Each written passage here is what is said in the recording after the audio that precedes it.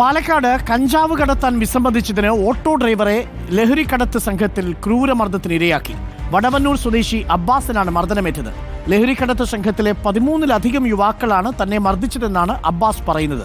സംഭവത്തിൽ പാലക്കാട് ചന്ദ്രനഗർ സ്വദേശികളായ 3 യുവാക്കളെ കസബ പോലീസ് അറസ്റ്റ് ചെയ്തിട്ടുണ്ട്.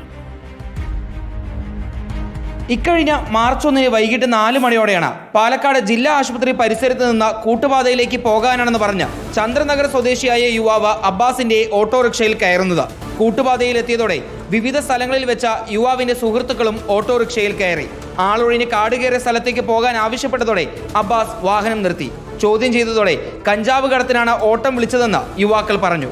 ലഹരി കടത്താൻ കൂട്ടുനിൽക്കില്ലെന്ന് പറഞ്ഞ് എതിർത്തതോടെ യുവാക്കൾ അബ്ബാസിനെ ക്രൂരമായി മർദ്ദിച്ചു. കാട്ടിൻ്റെ ഉള്ളിലേക്ക് വണ്ടി വിടാൻ പറഞ്ഞു. അതിനൊരു സാധനം എടുക്കാനുണ്ടെന്ന് പറഞ്ഞു. അപ്പോൾ എന്താ കാര്യം ചോദിച്ചാൽ വണ്ടി നിർത്തി. വണ്ടി വീട്ടിലേക്കും കൊല്ലുന്നൊക്കെ പറഞ്ഞ് കാട്ടിലേക്ക് അവരായിട്ട് ബലം പ്രയോഗിച്ച് തന്നെ വണ്ടി എടുക്കാൻ വെച്ചു. ഞാൻ പോകുന്ന വഴിക്ക് തന്നെയാണ് ആ വണ്ടിനുള്ളിൽ ഇരുന്ന 3 പേര് എൻ്റെ കണ്ണും മുഖമൊക്കെ അടിച്ച് പൊട്ടിച്ച് ബാക്കിയുള്ളവരൊക്കെ ഫോൺ ചെയ്ത് വെത്തിച്ചു. 10-13 പേരുണ്ടായിരുന്നു. എല്ലാവരും കൂടി ചേർന്ന് തന്നെ മർദ്ദിക്കുകയായിരുന്നു. അടിച്ച് കൈ കാലൊക്കെ പൊട്ടിച്ചു.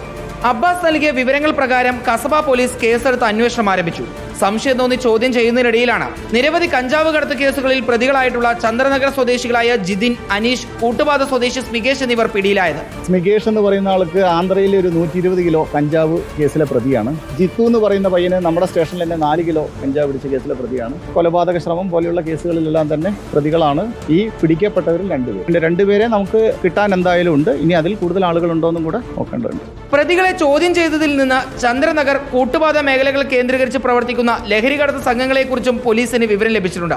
പ്രദേശത്ത് കനത്ത പരിശോധന നടത്താനാണ് പോലീസിന്റെ തീരുമാനം. റിപ്പോർട്ടർ, പാലക്കാട്.